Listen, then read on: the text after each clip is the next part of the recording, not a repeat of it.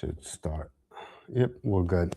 All right, I'm going to start again. Give all praises, all honor, all glory to the God of gods, the Most High. Yahweh, we do so in the name of his only begotten Son, Yahweh Shah, right? Give all praises for giving us another week in here and a chance for us to get right with the Most High, to draw nearer to him as these end time prophecies continue to come out, right?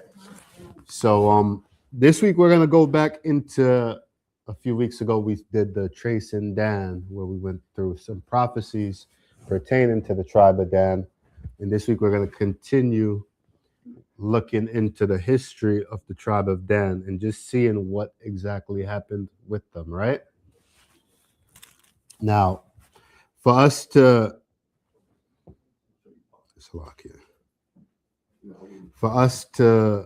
understand what happened with Dan, it's going to take a little bit of history, right? We're going to have to go into some history of the world. Now, anyone knows what age? So when we left Egypt, right? You know what age that's known as in history? Anyone knows the name of that age in history? Because for us to find out, so the Bible is recorded history, right? It's our history. But in the world, they recorded history during different ages, right? The time of, you could bring up that last one. Yep. Right? The time of the Bible is known as, or the time of the Exodus is known as the Iron Age.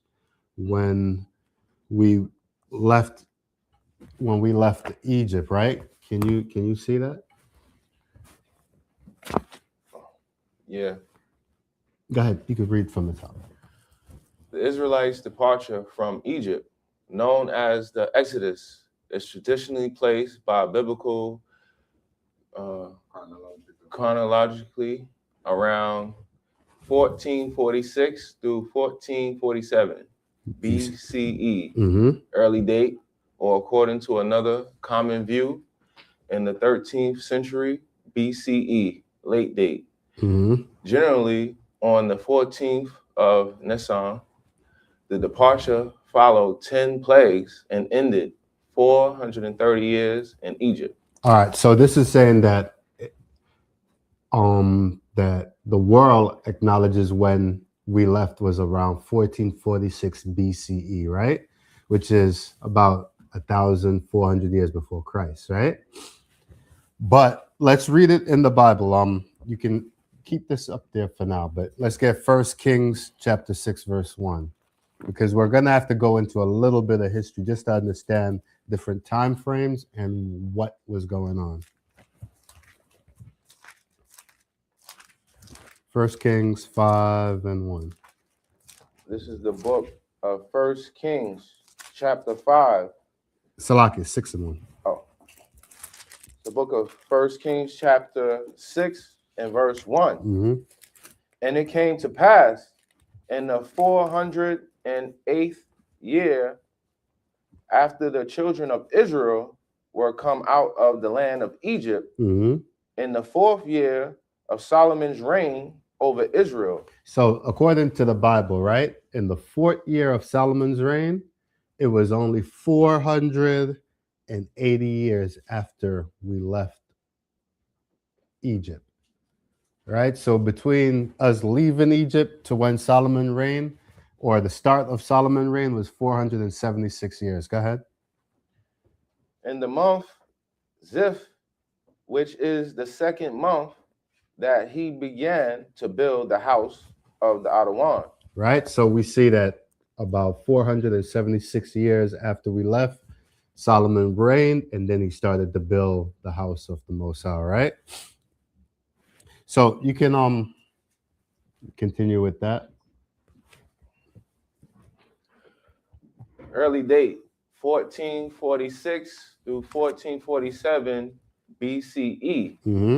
Based on a literal interpretation of 1 Kings 6 and 1, which places the event 480 years before the 4th year of King Solomon's reign. Okay. So that's basically what we just read. So that period, I just want to go through these slides real quick before we get into it.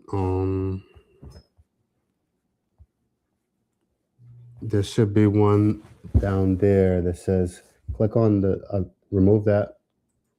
Click on the next one. Nope, not that. Remove it. There's supposed to be one that says Iron Age. Yep, this one. The Iron Age is the prehistoric and early historical period, roughly starting between 1200 BC and 600 BC. So when you see BC, right, it says that we left at 1446 to 1447. BC actually counts downwards. So we left before the Iron Age, actually. We left in 14. So at 1200, about 200 years after we left, was the start of what they call Iron Age. And that just basically means when people started using iron in building things, like when we start making swords and stuff like that with iron, because they weren't like producing iron. You know, you got to get iron, you have to smelt it and, you know, build furnaces to break it down from the minerals so that you could get the iron, right? So about 200 years after we left was when they started the so-called Iron Age. Go ahead. Characterized by the widespread adoption of iron smelting technology for tools and weapons, replacing bronze.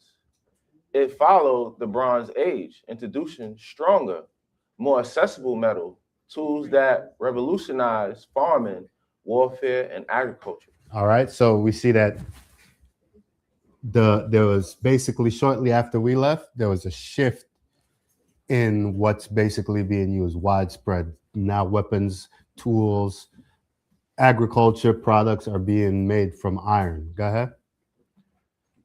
Key aspects of the Iron Age: technology and materials. While iron existed previously, the Iron Age began when people learned to smelt iron and eventually carburize it to make steel, a harder metal. Okay, so material. It's basically saying the same thing, that when we started, iron has always been around, but it's just became mass. Everybody start using it now to make tools and weapons and what have you. Go ahead. Regional start times. It began around 1200 BC in the Middle East, Greece, and India, but arrived later in Europe. So you see that we were using in Greece, in the Middle East, what you know as the Levant, right?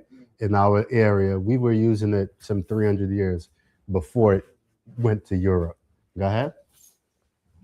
900 through 500 BC, and that's it, right? So you could remove that off screen. So the point that I'm showing is about 200 years after we moved was when the Iron Age started, right? Now, this is all going to come back in very important, because to understand what happened with the tribe of Dan, we have to understand the time frame, right? Now, we're going to go rehash just for people who might not have seen the first lesson. We're just going to rehash real quick, right? Let's go to Joshua 19 and verse 40. We want to just rehash real quick.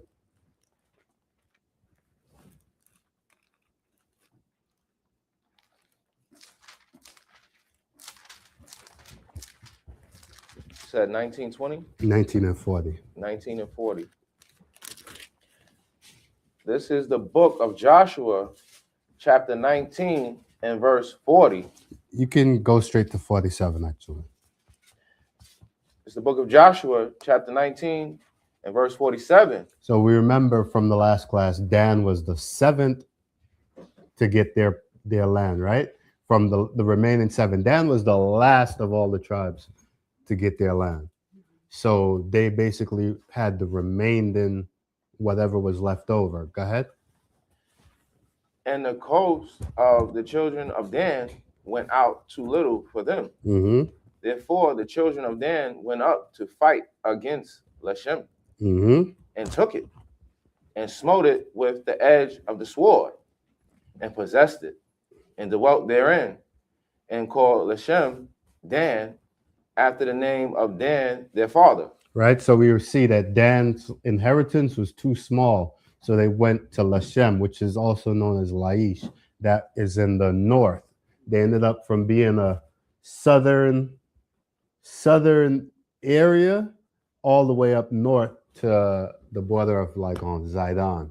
Right. They didn't stay where they were at. They went all the way up north.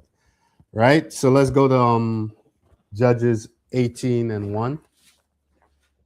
The book of Judges, chapter 18 and verse 1. Mm-hmm. And the whole congregation of the children of Israel assembled together at Shiloh and set up the Judges 18. Oh, you went to Salakia. Joshua. God. Salakia. Yeah, those two books are always. Yeah. I get caught up with them too.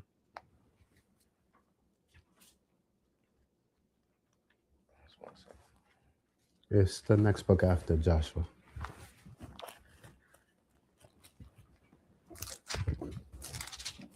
You said 18:1, right? 18:1, Khan. So we're just doing a quick recap of what happened so that we can understand. Go ahead.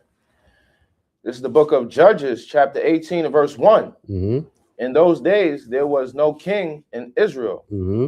And in those days, the tribe of Danites sought them an inheritance to dwell in.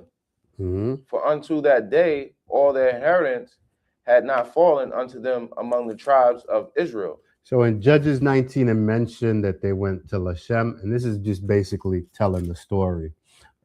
Like in Judges, Joshua was just a summary, and this is going in depth into it, how they went into this land. But let's skip forward.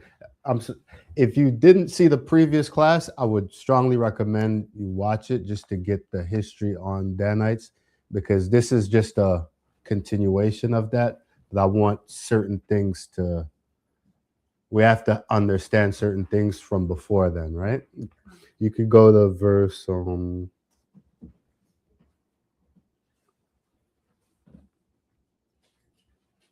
let's see. You could go to verse 28. Start at verse 27. Let's start 26. The book of Judges, chapter Judges 18:26. 18 and 26. And the children of Dan went their way. And when Micah saw that they were too strong for him, he turned. They had the funny story with they stole the brothers Micah's his ephod and his priests, and Micah and his people of his house came up to them trying to get it back, and they basically told them, "Watch your mouth." Let's go back into it. Let's go back into it. Yeah. Let's just start at verse 18. Khan. The book of Judges, chapter 18 and verse 18. 17, Salakia. 17. And the 5 men that went to spy out the land went up and came in thither and took the graven image and the ephod and the teraphim and the molten image. And the priest stood in the entering of the gate with the 600 men that were appointed with weapons of war. Mm-hmm. And these went into Micah's house and fetched the carved image, the ephod and the teraphim and the molten image. Then said the priest unto them, "What do ye?" Mm-hmm. And they said unto him, hold thy peace. So when they came, so Micah rounded up the man Micah after they took his graven image, his ephod, and his priest. Micah rounded up the people of his house or nearby, and they pursued after the members of the tribe of Dan. And when they caught up to him, they said, "What? Repeat that verse again from the top, verse 19." And they said unto him, hold thy peace. Mm-hmm. Lay thine hand upon thy mouth. They told him, "Hold your peace, be quiet, lay your hand upon your mouth." Go ahead. And go with us. Mm-hmm. And be to us a Oh, father. Salakia. This is the priest. The priest actually seen them, Salakia. And the priest was like, "What are y'all doing?" And they said, "Hold your peace. Come with us and be a priest unto us." Go ahead. And be to us a father and a priest. Mm-hmm. Is it better for thee to be a priest unto the house of one man, or that thou be a priest unto a tribe and a family in Israel? Mm-hmm. So they ask him, which one's better? You gonna be a priest to one man's household or to a whole tribe? Go ahead. And the priest's heart was glad, and he took the ephod and the teraphim and the graven image and went in the midst of the people. So the priest decided to go with the Danites. Go ahead. So they turned and departed, and put the little ones and the cattle and the carriage before them. Mm-hmm.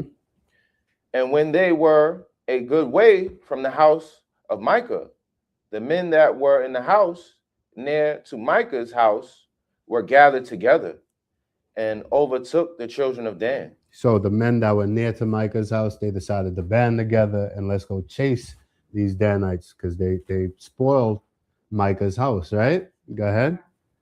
And they cried unto the children of Dan, and they turned their faces and said unto Micah, what aileth thee that thou comest with such a company? Mm-hmm. And he said, ye have taken away my gods which I have made, and the priests, and ye are gone away. And what have I more? And what is this that ye say unto me? What aileth thee? So when they came, he like, what was wrong with you? And they said, you guys robbed everything I got, and you asking me what's wrong with me? What's wrong with you, right? Go ahead. And the children of Dan said unto him, let not thy voice be heard among us. So he said, we don't want to hear nothing. Go ahead. Lest angry fellows run upon thee, and those lose thy life. It said, unless angry fellows run up on you and you lose your life. Go ahead. You could tell what type of guys Dan were, right? Yeah, it's hood guys, right? Go ahead. With the lives of thy household. And not just you lose your life, you lose the life of your household also. We're killing everybody. Go ahead. And the children of Dan went their way. And when Micah saw that they were too strong for him, he turned and went back unto his house. Micah made a good business decision, right? There's no point at this point going on. Like, y'all can have it. Go ahead. And they took the things which Micah had made, and the priests which he had, and came unto Laish, unto a people that were a quiet and secure. So on the last class, I had a bunch of maps up there to show you where Laish was, just to demonstrate the fact that Dan started south in the area of Judah and ended up all the way, they were southeast and ended up in the northwest. So they traveled basically across the whole land. They didn't stay where their lot was. They just kept moving, right? Go ahead. And they smote them with the edge of the sword. And that Laish was at the border of Naphtali and Zidon, right? And they smote them with the edge of the sword. Go ahead. And burnt the city with fire. And there was no deliverer because it was far from Zidon. And you know what that's saying is like, it's not like over here in America. You go into somebody's stuff, they call in the cops. It's not going to happen. What they're saying is that there was nobody there to stop them because it was far from like major city. They just saw land they like and they took it, right? Nobody was there to rise up against them because it was far from, I guess, like their chief cities. Go ahead. And they had no business with any man. And it was in the valley that lieth by Beth-rahab, and they built a city and dwelt therein. Mm-hmm. And they called the name of the city Dan, after the name of Dan, their father. Right. So we see they took it and named it after Dan, their father. So that's basically the last known area that the tribe of Dan is at in the Bible, right? That they went from southeast to northwest, Zidon, right? Continue. Who was born unto Israel. Mm-hmm. Howbeit, the name of the city was Laish at the first. We could read verse 30. And the children of Dan set up the graven image. Mm-hmm. And Jonathan, the son of Gershom, the son of Manasseh, and his sons were priests to the tribe of Dan until the day of the captivity of the land. Right. So we see that Dan's been off, right? They had a Manassite as their priest. Where's that in the law, right? They've been off, right? But we'll see that this is.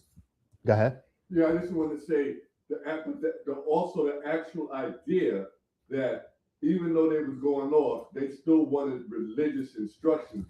So they put a priest on it. So that's lawful, but not the way they did it. Not they're supposed to have a Levite. The scriptures say that Levi is supposed to have suburbs in all of our territories so that they can minister onto us, right? But Dan was doing their own thing. They wanted their own. Go ahead. And I noticed that they just came out of Egypt. They didn't really get the land yet, and they already setting up idols. And that's why stealing idols from other people, from in their land. And that's why I showed the time, the estimate, right? 1400. So we about 200 years after we left Egypt, right? And they said this is when King Solomon, right? Now I want to touch on something. Let's go to 1 second. We want to go into this building of the temple because it's going to show us something very important that we didn't realize. Let's go to 1 Kings chapter 5, verse 1.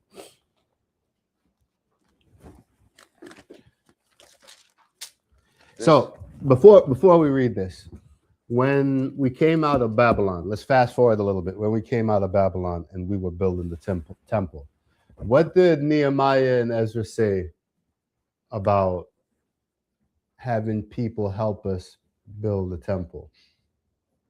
He wasn't with it, right? Go outside. He said, yeah, what have you to do with us or our God, right? Perfect. Let's go 1 Kings 5 and 1. Keep that in mind when we read this. This is the book of 1 Kings, chapter 5 and verse 1. And Hiram, king of Tyre. King of Tyre, right? Now, I should have put maps up, but I didn't. I'll show it right here. And this, even though it's not on camera. Take that down. Oh, I'll slide. stick it back. Come.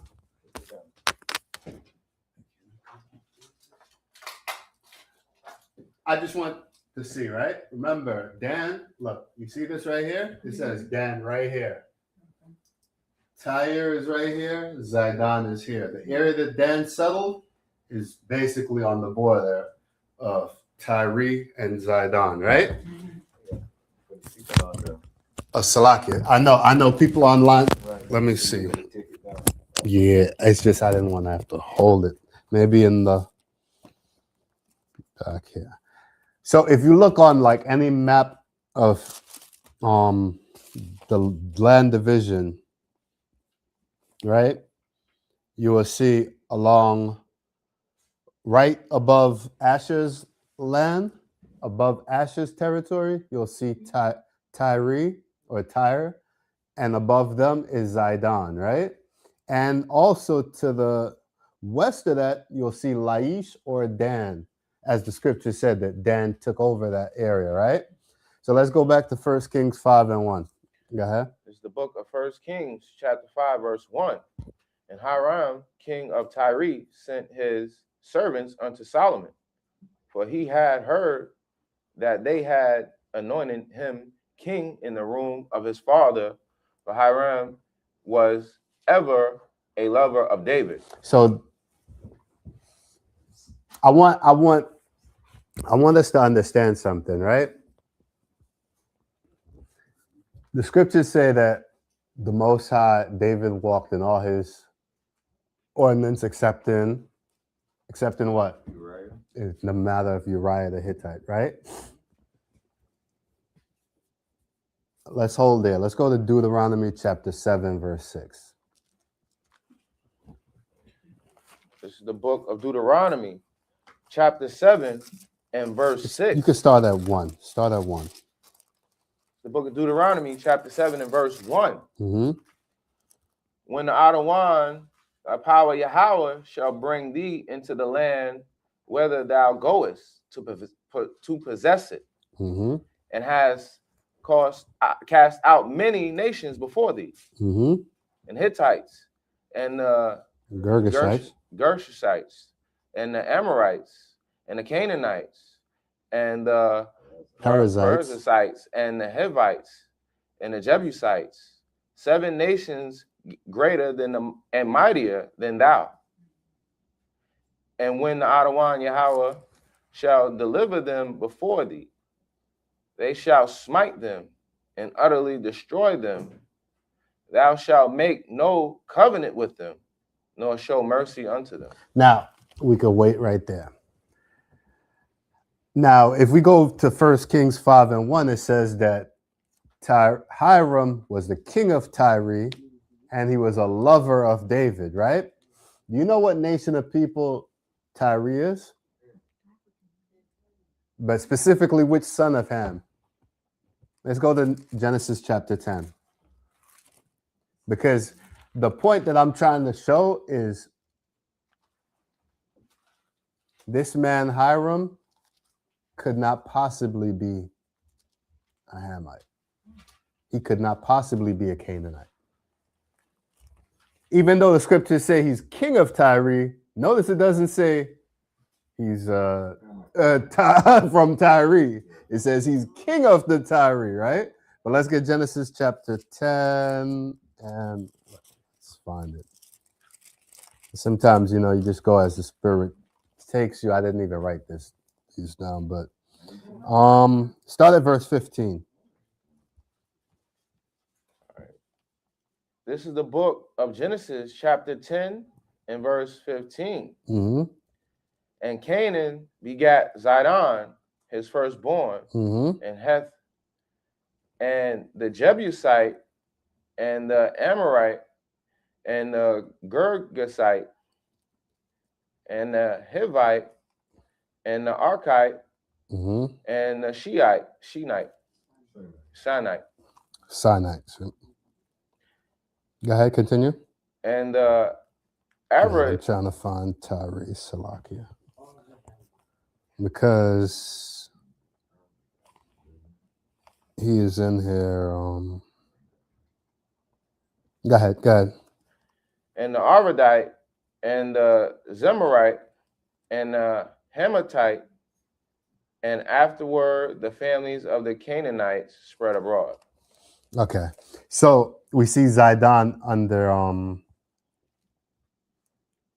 we see the Zidon under the sons of Canaan, right? I want to just find something real quick. Because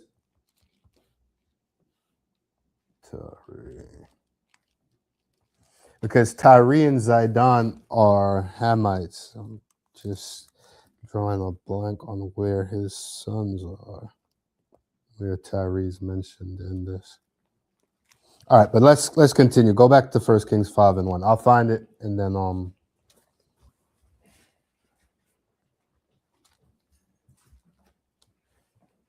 right.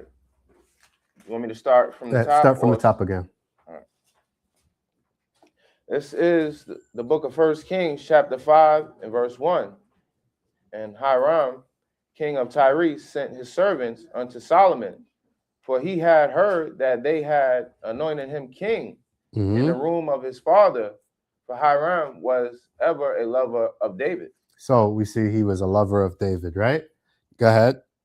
And Solomon sent to Hiram, saying, Let's fast forward. Go to chapter 7, verse 13.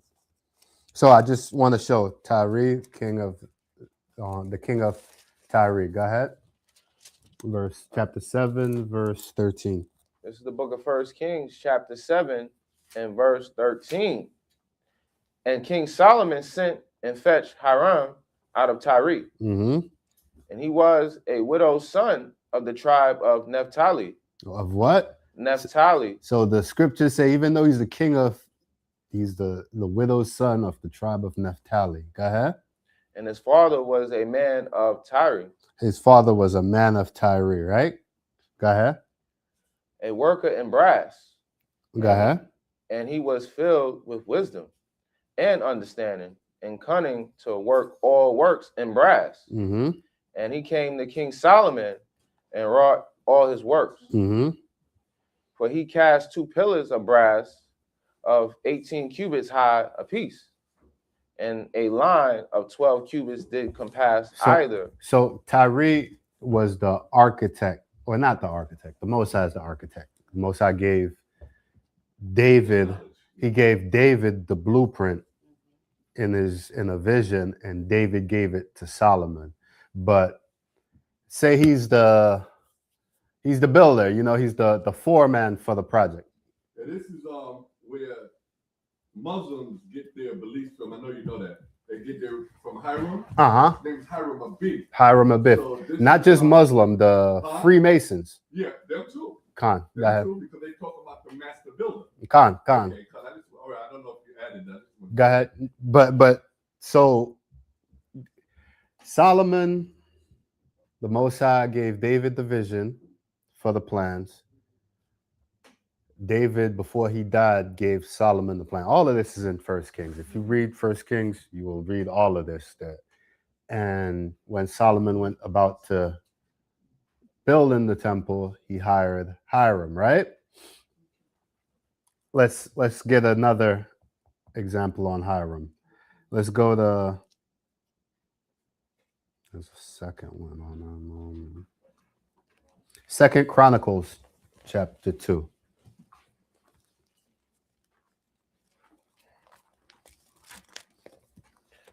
Second Chronicles in chapter. So where did the first king say his mom was from?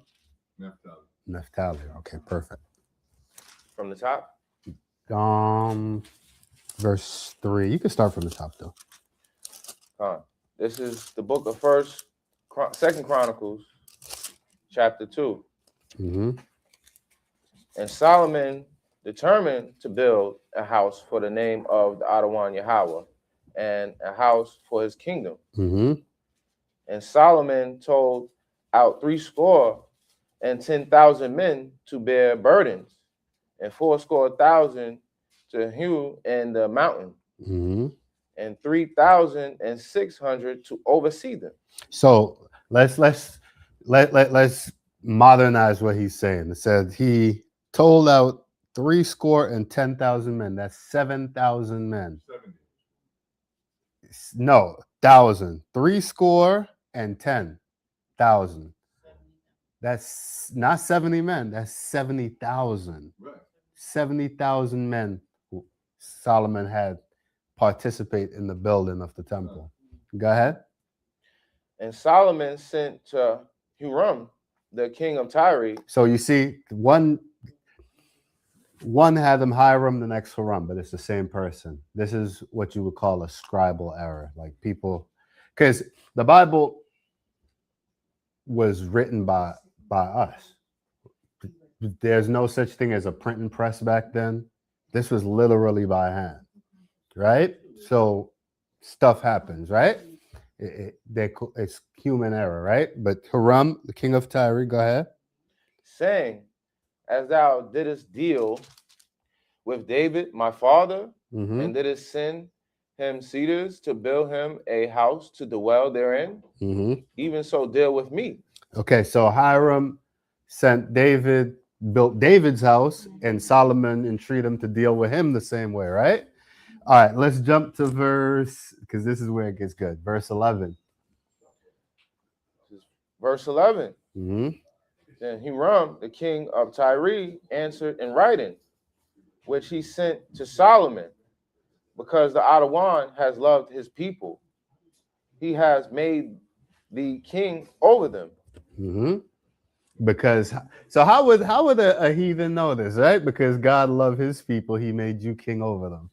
Go ahead. Hiram said, moreover, blessed be Yahweh, power of Israel, that made heaven and earth. Whoa, why is a non-Israelite praising the Most High? Blessed be Yahweh who made heaven and earth. Go ahead. Who has given to David the king a wise son, and do with prudence and understanding that might build an house for the Adawan and an house for his kingdom. All right, so Hiram believed in the Most High, right?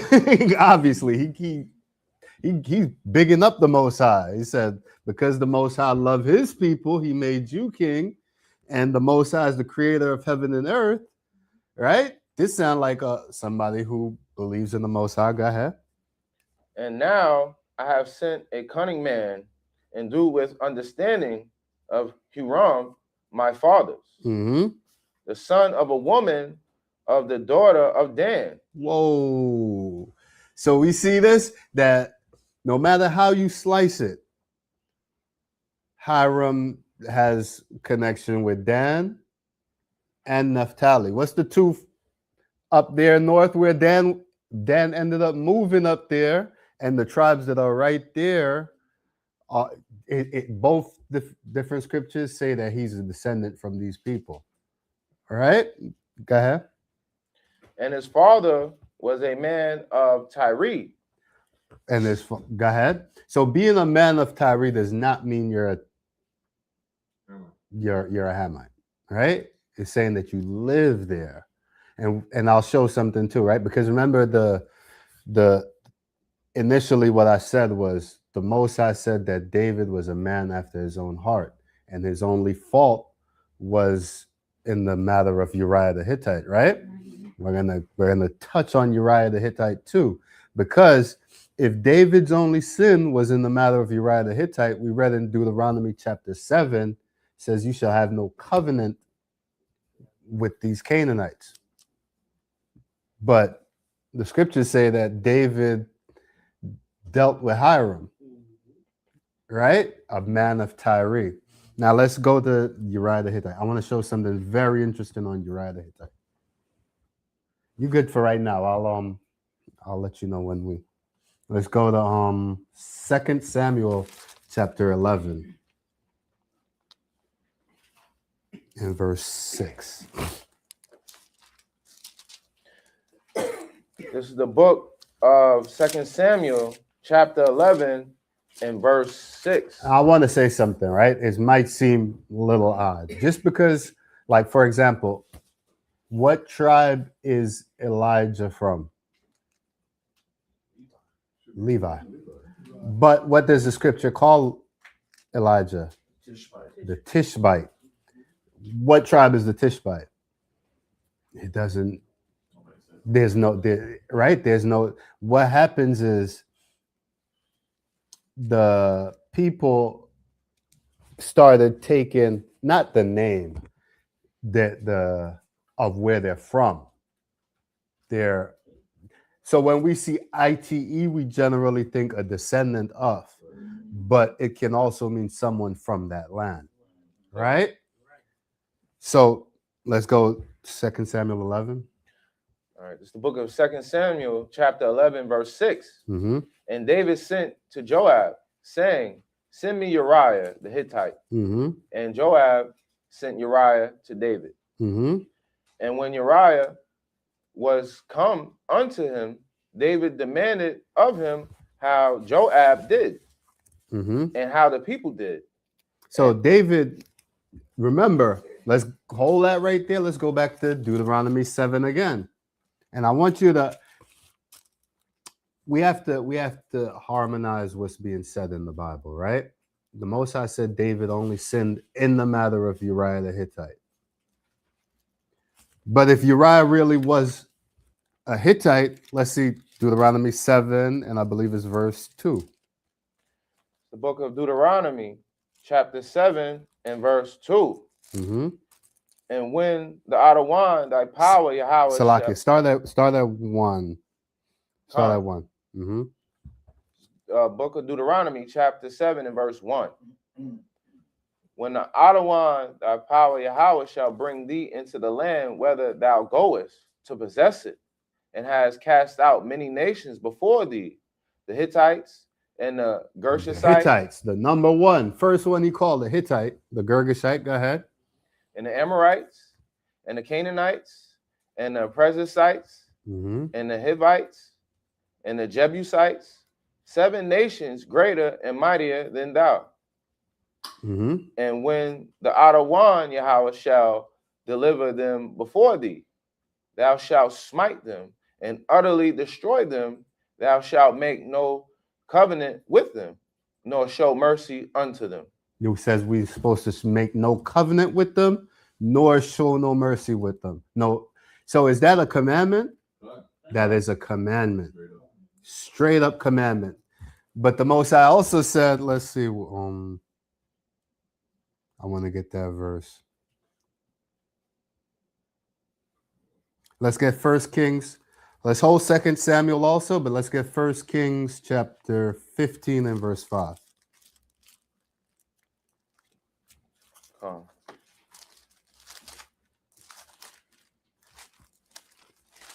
You said 1 Kings chapter 15 Mm-hmm. and verse 5. Mm-hmm. It's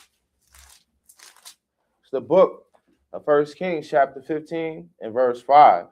Because David did that which was right in the eyes of the Adawan, and turned not aside from anything that he commanded him. Ooh, so David did what was right in the eyes of the Most High and turned not from anything that he commanded. Go ahead. All the days of his life, save only in the matter of Uriah the Hittite. So the only thing that David didn't do that was commanded of him was in the matter of Uriah the Hittite. And we know in this case he's talking about Bathsheba, about having the man killed and taking his wife. Go ahead. And there was war between Rehoboam and All Jeroboam. right, so let's go back to 1 Samuel, 2 Samuel. So real quick, Go ahead. like when you read that, and you said the matter of Uriah the Hittite, right? Mm-hmm. Now he didn't do no. Remember, he sent him to war to die. That was he didn't go against the commandment with that. Like Yeah. you said, he went against it when he dealt with His wife, yeah. his wife, because what he did, it wasn't a commandment that you couldn't send a man to war. Of course. So Of course. so to just saying Uriah because of His wife, yeah, because of how he dealt with Uriah so that he would die, so that he doesn't have to face everybody about dealing with a man's wife. right, that's a lot. Exactly. But let's go back to 2 Solomon 11, and you could go back to verse 7. 2 Samuel 11, verse 7. This is the book of 2 Samuel, chapter 11 and verse 7. And when Uriah was come unto him, David demanded of him how Joab did, Mm-hmm. and how the people did, and Mm-hmm. how the war prospered. Mm-hmm. And David said to Uriah, go down to thy house and wash thy feet. Mm-hmm. And Uriah departed out of the king's house, and there followed him a mess of meat for the king. So let's take it at face value what it's saying. Uriah is a Hittite, right? David, he came back. David prepared a mess of meat, a feast for him, right? He gave him a whole bunch of stuff. He brought him to the castle, asked him how the war is going. Go ahead. But Uriah slept at the door of the king's house with all the servants of his lord, Mm-hmm. and went not down to his house. Mm-hmm. And when they had told David, saying, Uriah went not down unto his house, David said unto Uriah, comest thou not far from, Comest thou Yeah. not from thy journey? Salakia, from thy journey, when then didst thou not go down unto thine house? So David is amazed, like, man, didn't you just come from a long mission? Why you ain't go to your house? Right? Go ahead. Yeah, but David trying to set him up. You know, David got game. You know, like, go ahead. I could slide, like, hey, he went to his wife, you know, so if she pregnant, you know what happened, right? Go ahead. And Uriah said unto David, the ark and Israel and Judah abide in the tents. It says the ark and Israel and Judah remain in tents. Go ahead. And my lord Joab And my lord Joab, because Joab was, we'll get to it. Go ahead. and the servants of my lord Mm-hmm. are encamped in the open fields. Mm-hmm. Shall I then go into mine house to eat and to drink and to lie with my wife? Mm-hmm. As thou livest, and as thy soul liveth, I will not do this thing. Right. So this is, we're operating as face value. This is one dedicated That's what I was Canaanite. ready to say. Right? This is one dedicated Canaanite because he's the ark, Israel, and Judah's there. He ain't worried about what the Canaanites are doing. He's worried about what's going on with us, right? And he said, by my soul, where is it?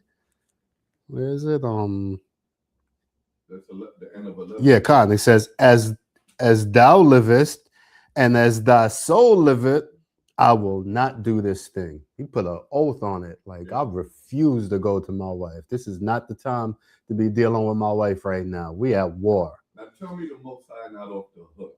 Khan, Most High set that whole thing up. Khan. Go ahead. Let's continue. And David said unto Uriah, One side note for a second. Anybody know what tribe Bathsheba is from? No. She is Judah. Bathsheba is Judah. Bathsheba is the daughter of Oh, Ahithophel. right.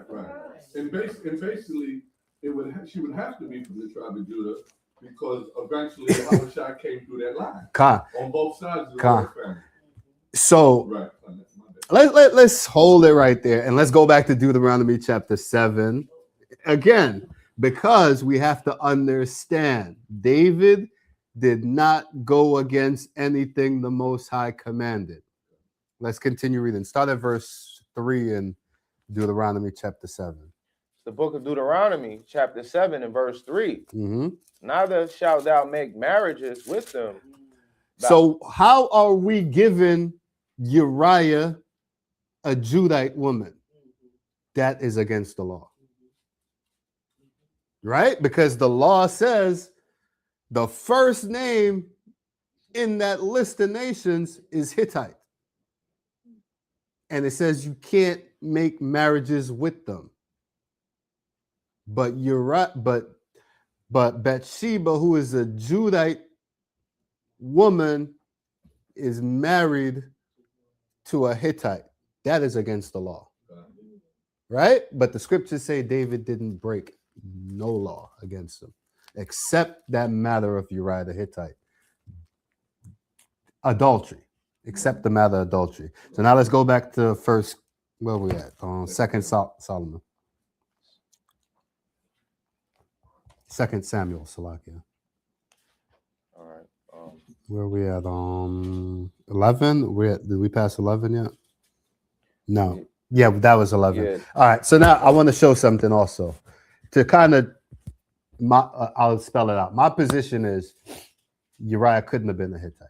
Uriah was called a Hittite because he lived in the area of that, right?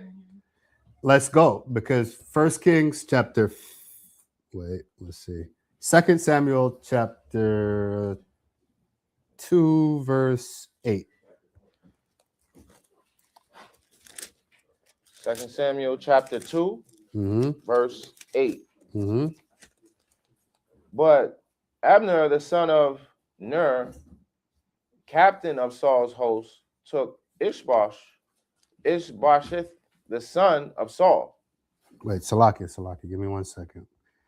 Where we at? So this is 2 Samuel. Salakia, I read that bad. 2 Samuel 23, verse 8. Salakia. 2 Samuel 23.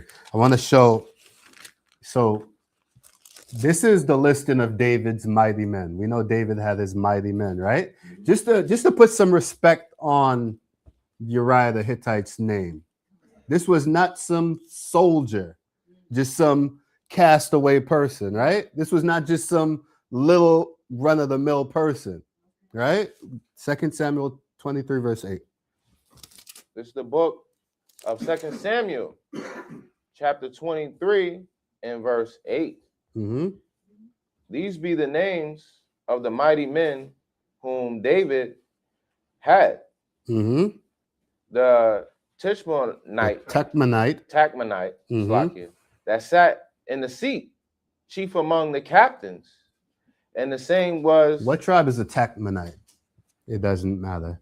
There's no tribe named Tachmonite. This is showing also that people are being named after where they're from, where they live. Like American. Yeah, exactly. Even where in the land, like what importance is it to be like Micah Allah, the Benjamite, if we in the land and we got our own leadership, our own rulership? Now it's like Micah Allah, a city in Benjamin, the Gabonite. Now, right? Because you're living in Benjamin's territory, but now what part of Benjamin you from? We know you're Benjamin, so Micah Allah, the Gabonite. Go ahead. Like Paul, the Toss it. Exactly, right? It just because it says that doesn't mean that it's your tribe. Go ahead. the same was Adonno and Esnite. The Esnite. What tribe is Esnite? This is talking about cities where they're from. Go ahead. He lifted up his spear against 800 whom he slew at one time. Now, now let's get to the point. Verse 39. All right. Verse 39. Uriah the Hittite, 37 in all. So Uriah's name is listed among David's mighty men. David has 37 mighty men, and Uriah's name is listed amongst them. Right? So we can't just assume that, right? Just because, and only reason I even went on this tangent is about Hiram. The scriptures mention that he's a man, the king of Tyre, and he's a man of Tyre. We can't just assume because it says that means that they're Tyre. Right? He lived among there. But by that time, Dan had already took property from Zidon. To get to Zidon, you have to pass Tyre. Right? So okay, everything good over there? All right, so now let's continue with this, right? So the point that all of this was showing is, we're going to rewind again. Approximately estimated about 1447 BC, we left Egypt. Around 1200, the very last one is when we left Egypt, right? Around 1200 is when the Iron Age started, right? You could go back to the other one, right? Like the middle one, right after the stone. Nope, the next one. It says the Iron Age up. Around 1200 BC, the Iron Age started, right? Mm-hmm. So this is 200 years. So now I want us to go to another, let's see. Do I want to deal with the scriptures? Let's go back to, there's one of these notes I want us to bring up. Can you bring up the one that says the Dorian?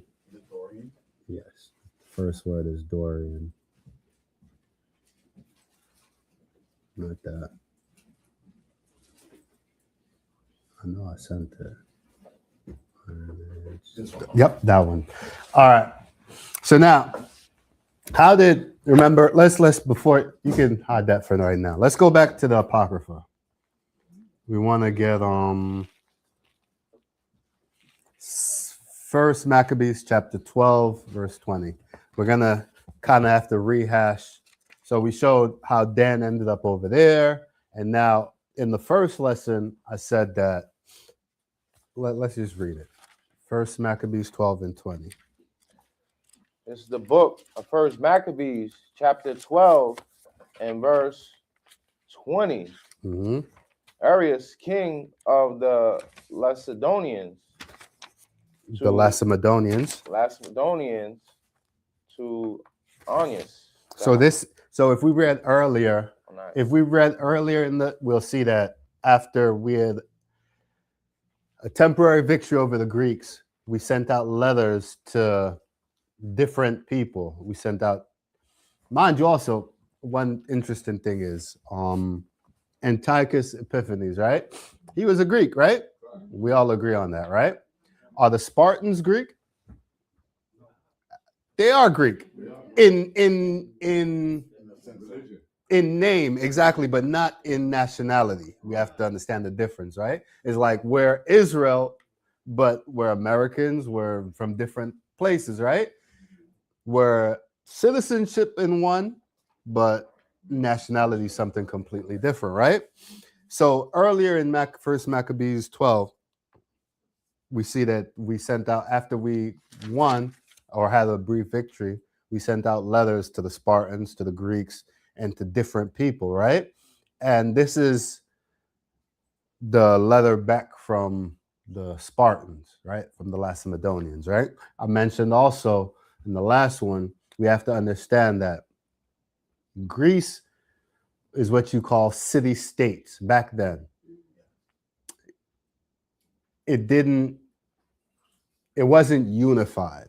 In fact, the reason Alexander the Great came into power was because he was one of the first people to unify the city-state, all the city-states of Greece to one, because it's like they have different branches, different groups, because Greece is actually just a cluster of islands, right? And it's a bunch of different people living, right? So he unified them together under his banner, and they became a great army. But remember, after he died, what happened?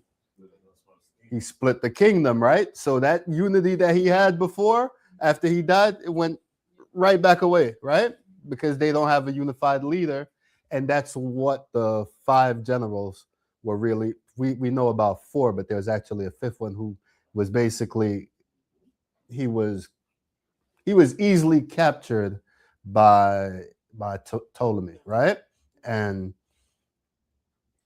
they were basically fighting over power. Who's going to be the head guy after Alexander died? So that little unity that they had ended right away, right? It didn't really last long because I believe Alexander died in his 30s. He was not an old man at all. Like he died very young. His rulership was very short. 12 years. 12 years, exactly, right? But what a time for him, because he expanded the Greek territory. Great, right? So let's continue. 12 and 20, I 21. think. 21, come. It was found in writing that the Macedonians. Start at 20 again. Khan. It's the book of First Maccabees, chapter 12, verse 20. Mm-hmm. Arius, the king of the Lacedaemonians, to Onias, the high priest, greeting.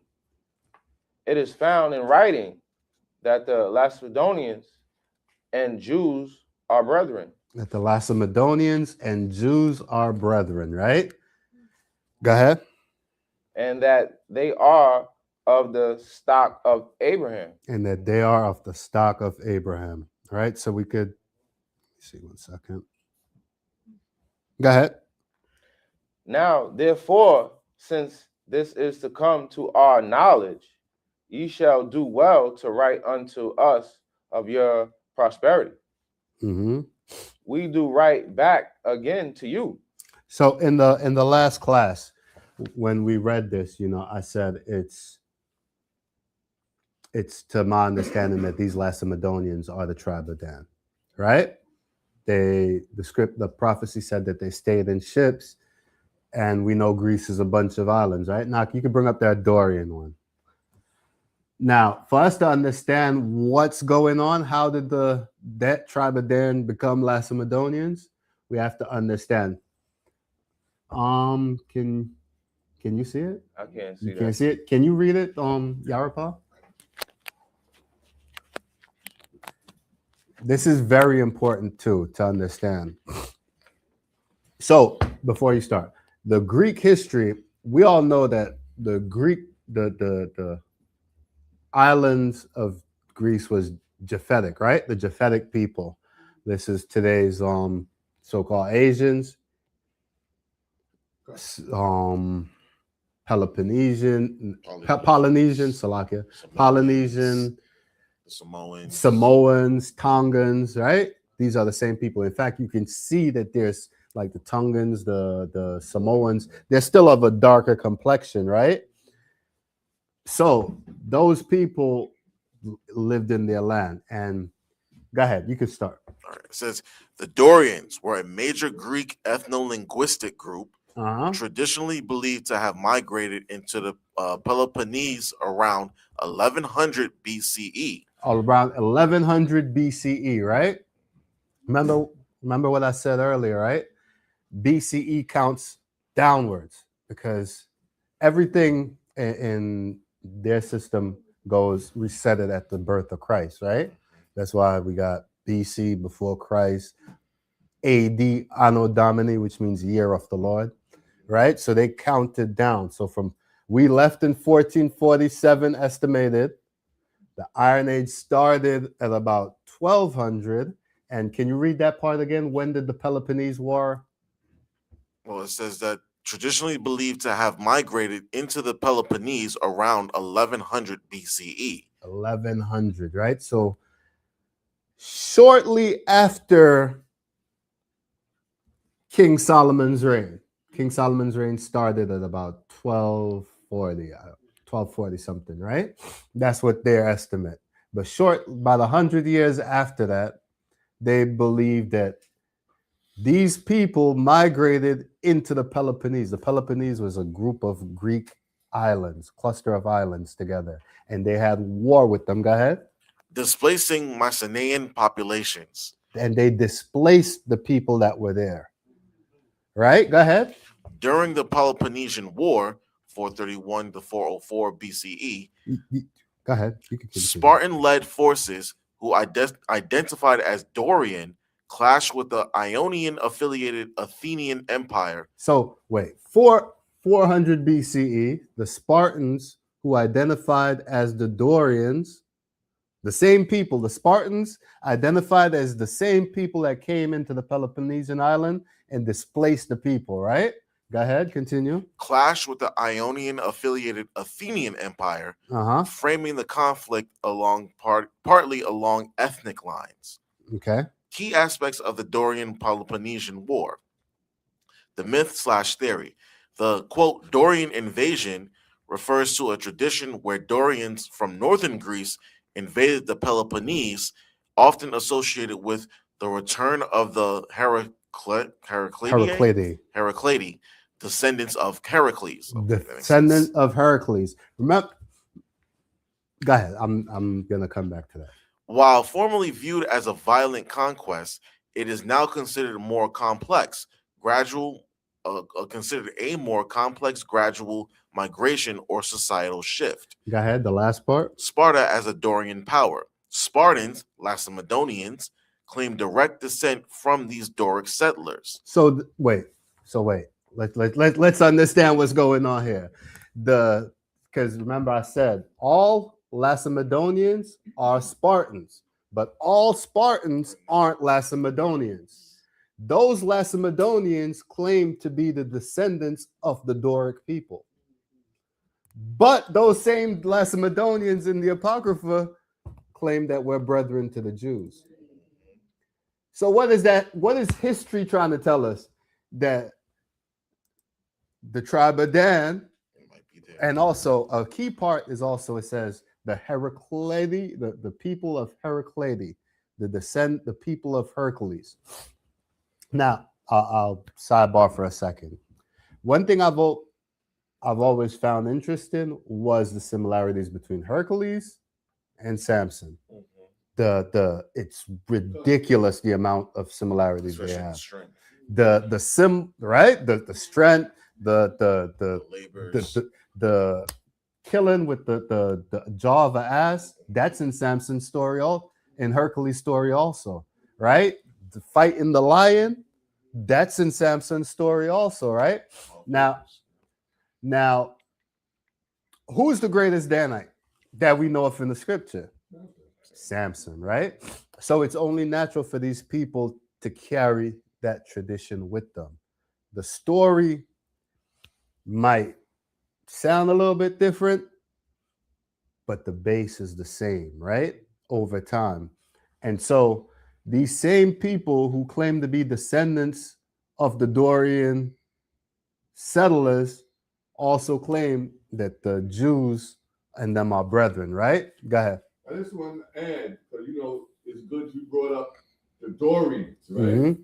And the Spartans. Mm-hmm. The Dorians were actually, like you said, more than likely Danites. But the reason they call themselves Spartans is because of Leonidas. Okay. Leonidas, the king that you've seen in Come. 300. His wife's name was Sparta. Oh, okay. So that's why they call them Spartans, because of his wife. But again, we have to, like I said, the Lacedaemonians, Sparta, like you said, Leonidas, under his banner, everybody that lived there were Spartans under his rule. But the Lacedaemonians kept themselves distinct from that. Like, yeah, we're Spartans, but we're Lacedaemonians. We know that we are not you. You understand that? All Lacedaemonians are Spartans, but all Spartans are not Lacedaemonians. We have to understand that. So the children of Dan knows that that's not us, right? They write back, yeah, the king of the Lacedaemonians say that we're from the same stock, right? So let me go back to my note. You can take that off, right? So that was an interesting part. Let's go to First Maccabees chapter 1 and verse 1.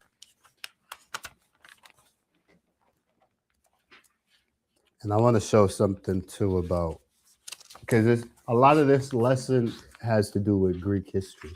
A lot of it has to do with Greek history, and we understand. In fact, I seen it's just a spirit. The Most High.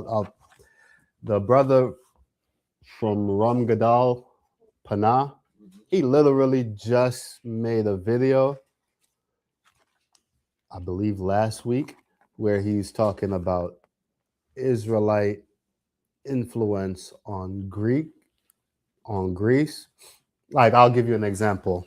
The Epicureans. In the book of Acts, Paul writes about Epicureans and one second. And when the scriptures say that Jacob is the former of all things, there's no lie. There's no lie told there. Because the Stoics and Epicureans, that's what he's talking about. Let me get it. I'll get it. We're gonna go do a side 1 second. All right, let's get whole Maccabees. You can put that aside. Let's get Acts chapter 17, verse 18. And also why the book of the Apocrypha is so important. Because we have no clue. Like, how many years did they estimate from Malachi until Yahushua? About 400 years.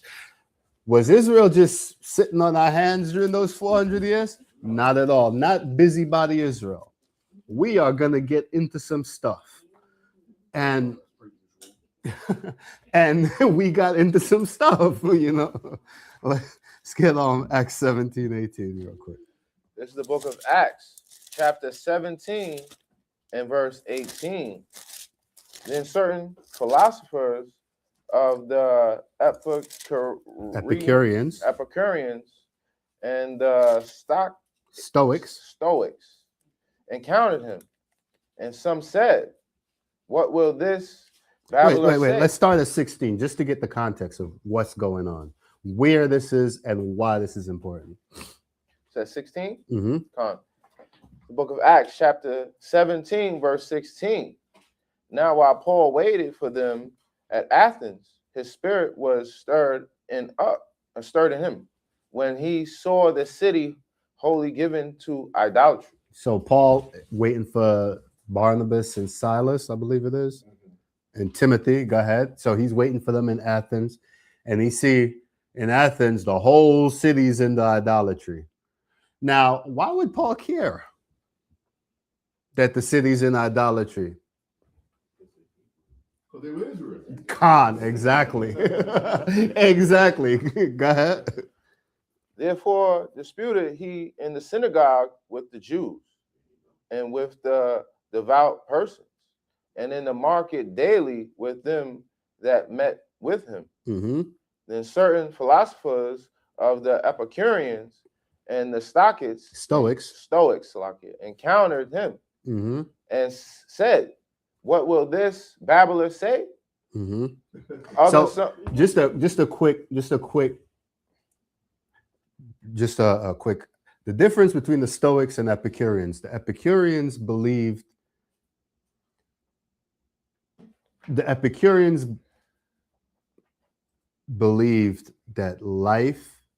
there's no afterlife. The Epicureans believe that there's no afterlife. When you die, just live it up. Basically, that's their whole theory. Live your life, because when you die, that's it. The Stoics believed more in the sense of, I don't want to say karma, but they believe in something similar to us. In fact, they say that the Epicureans influence the Sadducees, that the Epicureans, their belief system invaded the Sadducees' belief system, because the Sadducees don't believe in the regeneration. They don't believe in the reincarnation. And the Stoics is more along the lines of the Pharisees. The Pharisees believed everything right. The problem was that the Pharisees were hypocrites. That was the problem with the Pharisees. The Pharisees believed in the law, the commandments, the prophets, everything. They believed in the rebirth, in the regeneration. They believed in all of it, right? So they based those school of thoughts were basically what he was seeing in Athens was basically the same thing that was going on in Israel. With just, even to this day, that same argument lingers to this day. Some people don't believe in the regeneration. Some people, you understand, it's the same thing. But continue. You found it? Go ahead, bring it up. It says, I'm trying to bring up one. Give me a second.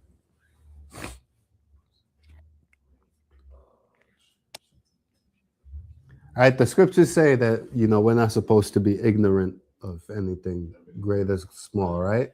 And so, this isn't my information. I found this out from the brother watching his class recently, and I'm like, it's very good to know who these Epicureans and Stoics are. But go ahead. It says, to understand the differences between Epicureanism and Stoicism, consider these key points. Philosophical focus. Epicureanism emphasizes the pursuit of pleasure and avoidance of pain, while Stoicism advocates for virtue and self-control. Nature of happiness. Epicureans believe happiness comes from simple pleasures and friendships.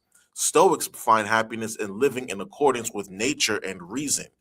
View on emotions. Epicureans embrace emotions as part of life.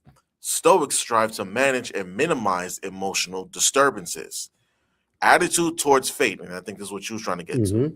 Epicureans accept fate but focus on maximizing enjoyment. Stoics accept fate as part of a rational universe and emphasize resilience. Con. Right? So, like the how should I say, endure, it's more in line with stoicism, right? Not saying that it's 100% right, because we have to understand that we are at the root of this.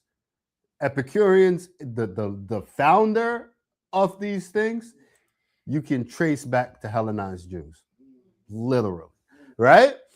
And that's where the base of it is, that they the basis of the foundation of their viewpoint is based on our understanding of scripture. One is, hey, like the scriptures say in, believe it's Ecclesiastes, that to live, enjoy your life, but know that in everything, what it says about enjoy your life when you're young, but know that all things will be brought into question, right? So Epicureans kind of hold on to that, like enjoy your life, live your life, seek pleasure. You only live once, Khan. While the Stoics, right? But all of this is at the base of it is us. We are the philosophers.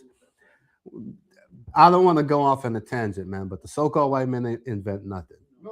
Nothing at all. Even Greek philosophy that they harp up about, they learned from us, because those are the two major school of thought in philosophy. Go ahead. Yeah, and the major one that they go is Socrates. Socrates, Socrates was a brother all day. Khan, exactly. So let's continue with that. Let's finish up that verse and then we go back home. Want me to stop from top of 18? Which one did we do? 17 and 18? 17, Khan. Start from 17? 17, yeah. All right, Khan. This is the book of Acts, chapter 17 and verse 17. Therefore dispute he in the synagogue with the Jews and with the devout persons, and in the market daily with them that met with him. The certain philosophers of the Epicureans and the Stoics encountered him, and some said, what will this babbler say? Others some, he seemeth to be a setter forth of strange gods, because he preached unto them Yahushua and the resurrection. Mm-hmm. See, so some of them don't believe in the resurrection. They're like, what strange God you setting up before us, right? But so we have, now let's go back to First Maccabees 1:1. Because to understand Greek, we have to understand, like we just read the Apocrypha and think, oh, well, you know, they took over us. But the scriptures say that Jacob and Esau, one is going to be stronger than the other, right? Now they think, you know, I remember I had an argument with somebody before about hip hop.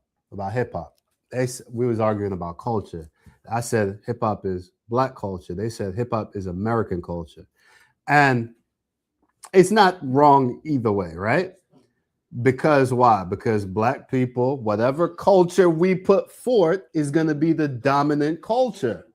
You understand? So when we see Greek philosophy and all of that, we see in the Maccabees that we became subject to the Greeks, but we have to understand that we wasn't just some helpless people also. The strength and force of our spirit dominates. You understand? Like, yeah, we subject now to the Greeks, but guess what? The Greeks are going to start trying to emulate us. We see it to this day. Everybody, America is a quote unquote Christian nation. Every president swearing on our book. You understand? Like the force of our spirit is just stronger than theirs, you know? Right? So let's go on First Maccabees 1:1. This is the book of First Maccabees, chapter 1 and verse 1.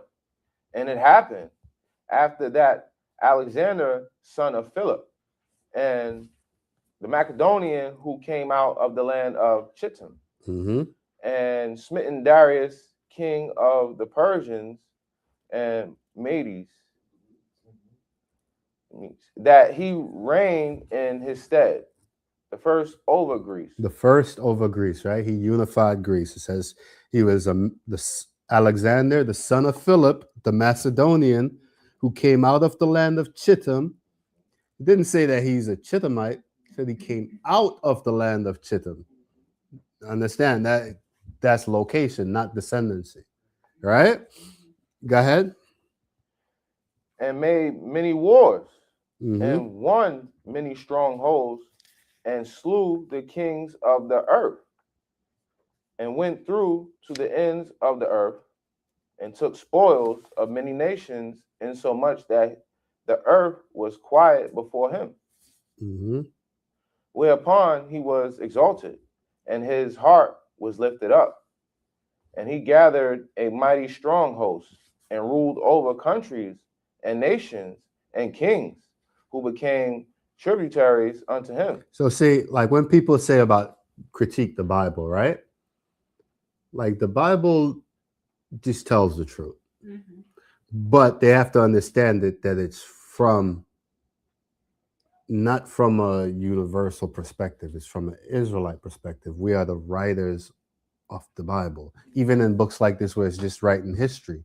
We're telling you, hey, we give Alexander his props. Like Alexander ruled many nations over kings and everything like that, right?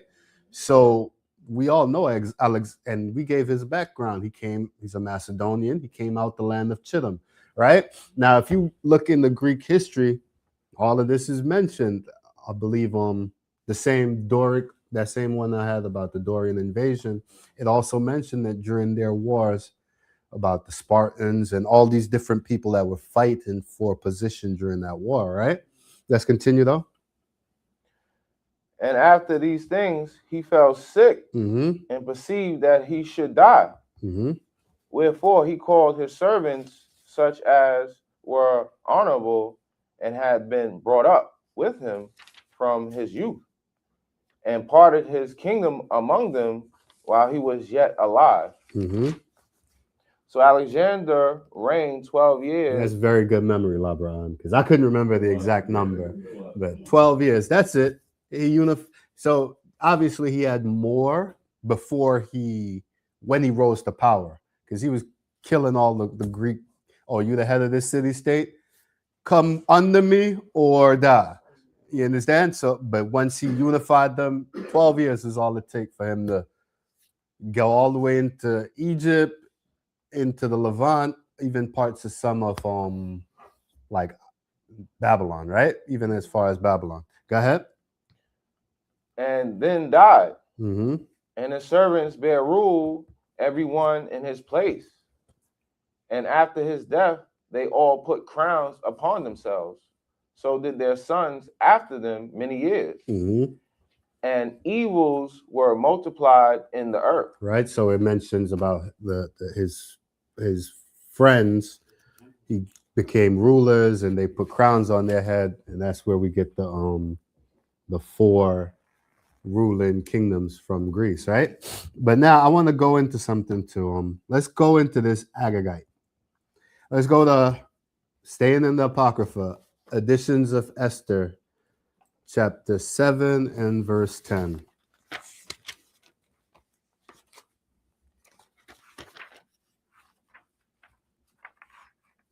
Yes, I believe it's page 55.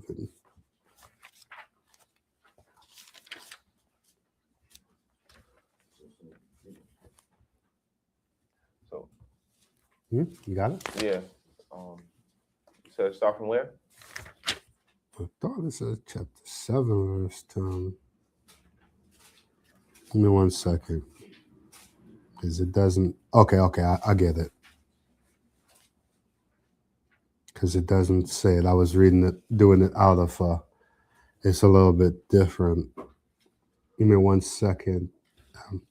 Where it says. Differently in your Apocrypha? Yeah, it's the numbering of the chapters are slightly different. Part 10, because it actually just has where it's supposed to continue in the book of Esther. Mm-hmm. Give me 1 second. This is on.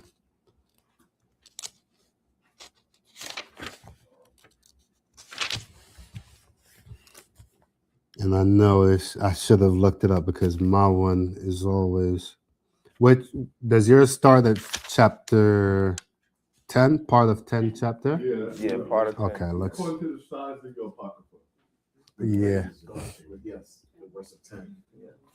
Give me 1 second. Maybe somebody can What does it say that you're looking for? I'm looking for Agag the Macedonian.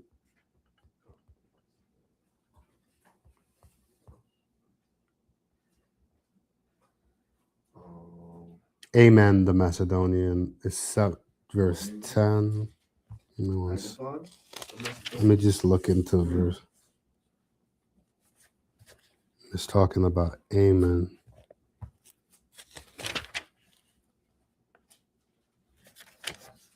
Did you maybe 12 and 6?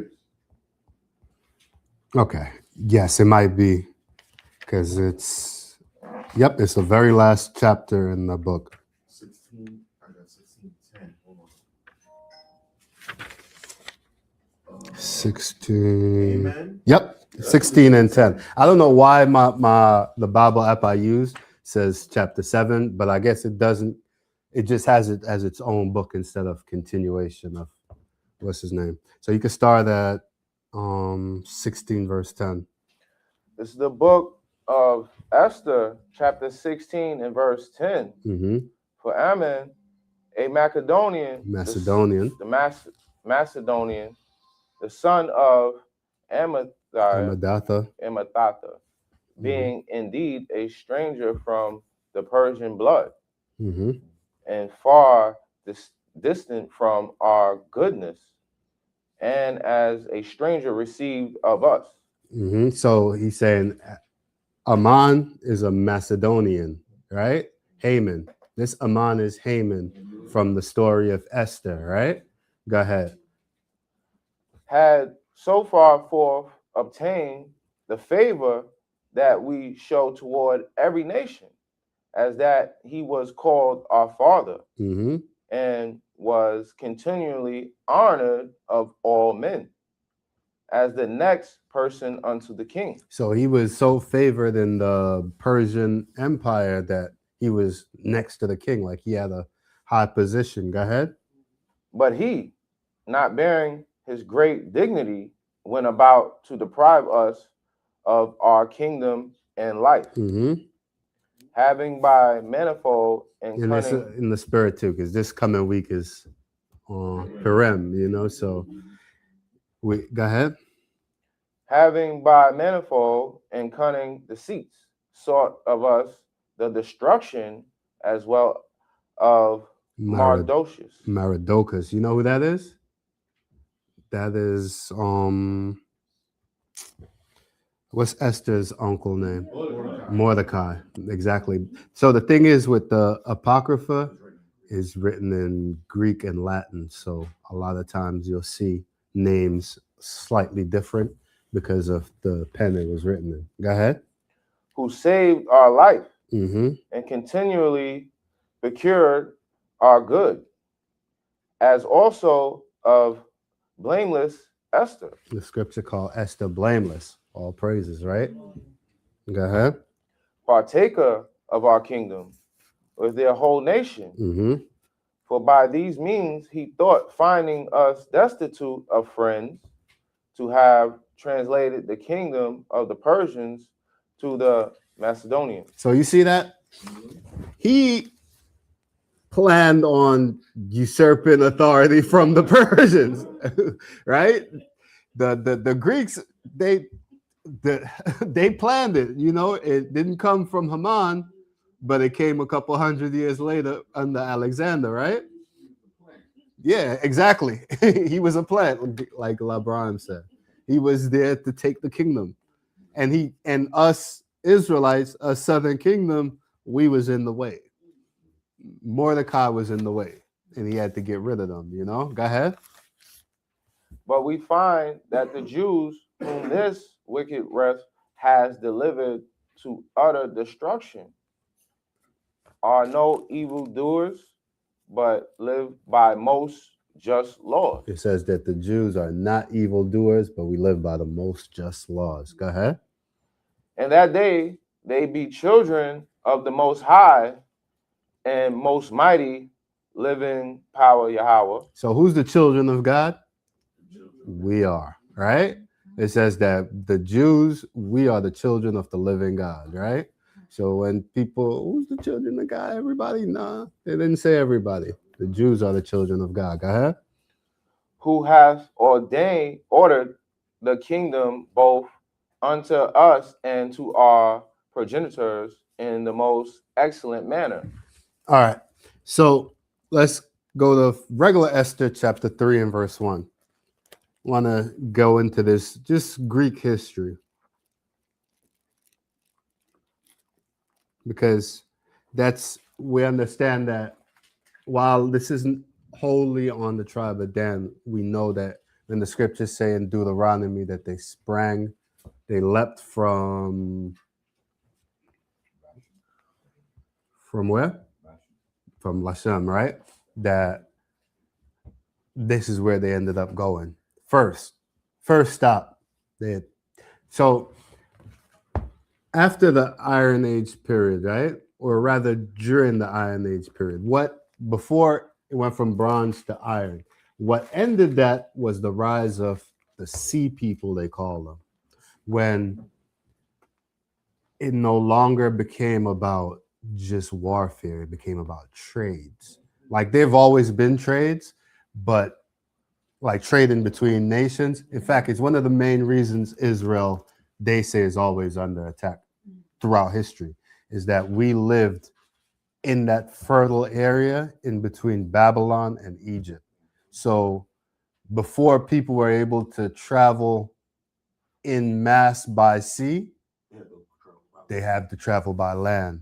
So we always had people coming through our land, and people want that spot, you know? But with the rise of the sea people, it changed the way that they did things. Now the rise of navies and stuff like that. And people started trading that way, right?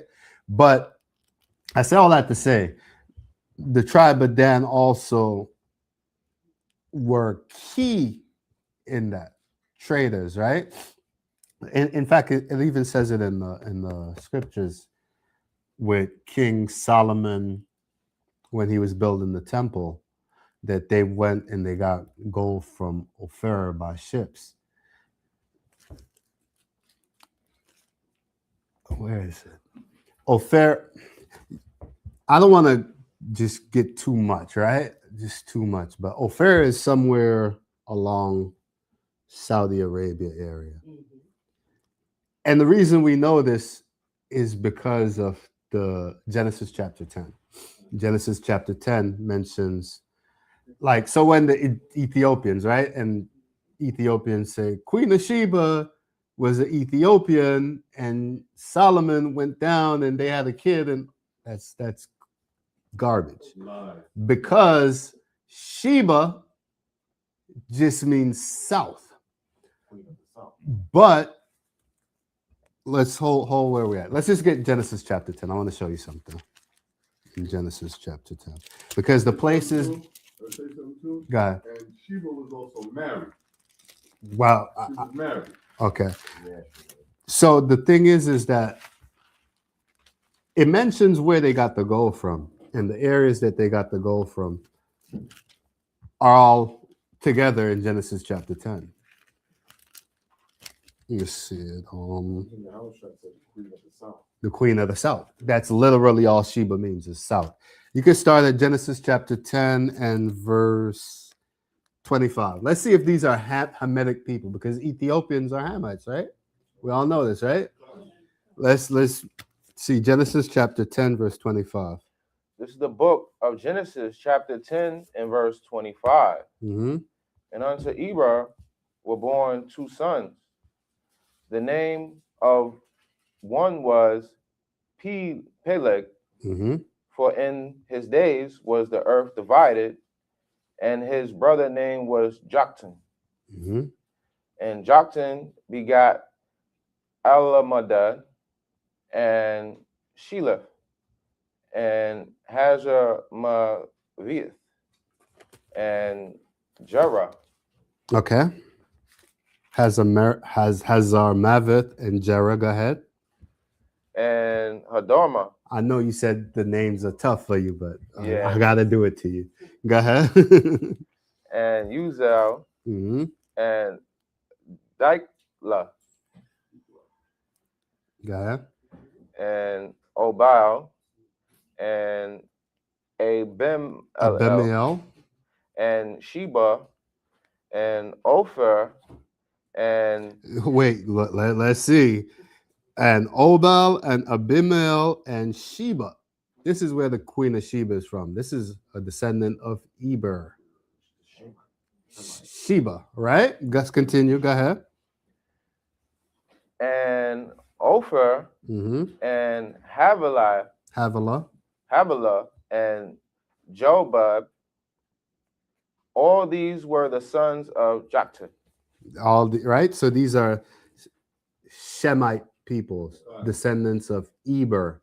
So when it says that in the building of the temple that they went down for the goal of Ophir, we can only assume, because the land of Shem is right there in so-called Asia, right?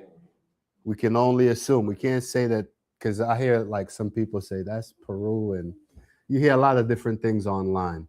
But it said that, give me 1 second. It said that he sent them by ships to,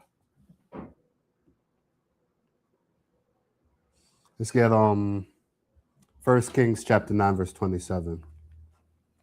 So at 26. 9 and 26. Yes. Yahweh, Come on. even in Genesis chapter 2, Mm-hmm. it tells you about that land. Khan. It's it says which one? You read it? Genesis chapter 2 and 11.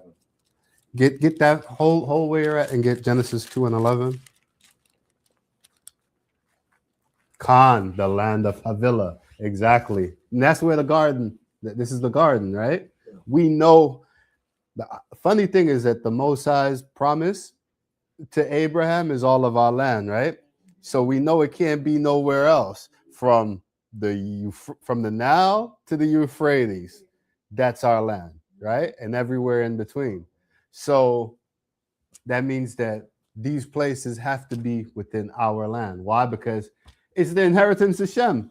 The Most High literally said, we are going to take the whole land of Shem from the Nile to the Euphrates, right? Bring it up. Genesis 2 and 11. This is the book of Genesis, chapter 2, verse 11. The name of the first is Pison. Start at 10. Khan. Verse 10. And a river went out of Eden to water the garden, and from thence it was parted and became into 4 heads. Mm-hmm. The name of the first is Pison. Mm-hmm. That is it which compasseth the whole land of Havilah, where there is gold. Where there is gold, right? Now let's go to that First Kings, and we'll show you where Solomon sent to get the gold to build the temple. 1 Kings 9 and 26. It's the book of 1 Kings, chapter 9 and verse 26. And King Solomon made a navy of ships. Mm-hmm. So again, remember I told you after the Iron Age, what came? The time of the Sea People. But we was already doing that before the age of the Sea People. King Solomon made a navy. So we was already doing the ships before them. Dan stayed on ships, right? Go ahead. Ezion Gabar, which is beside Elah on the shore of the Red Sea, in the land of Eden. Mm-hmm. Go ahead, and continue. Hiram set in the navy his servants, shipmen that had knowledge of the sea, with the servants of Solomon. And they came to Ophir. To Ophir, right? Go ahead. And fetched from thence gold. So we know that this has got to be in our land, in Shem's, and area Shem, not Ham, not Africa, right? That's where he got the gold from. Some people, like, you would be surprised where people say Ophir is. Like, that's a whole you know, but the Bible is telling you where it is. You know, we just have to look and find it, right? So let's go back to this. We was at Haman. Let's go to Esther chapter 3. Esther chapter 3, verse 1. Because I just want to show you something prophetic too when we wrap this, right? You want me to- Yeah, you can start out. Esther 3 and 1. The book of Esther, chapter 3 and verse 1. After these things, the king Ahasuerus promote Haman, the son of Hammedatha, the Agagite. The Agagite, we remember earlier, it says he's a Macedonian. An Agagite is a Macedonian. Go ahead. And advanced him and set his seat above all the princes that were with him. Mm-hmm. And all the king's servants that were in the king's gate bowed and reverenced Haman, for the king had so commanded concerning him. Mm-hmm. The Mordecai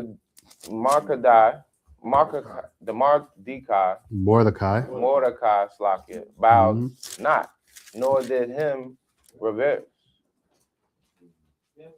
Go ahead. Reference.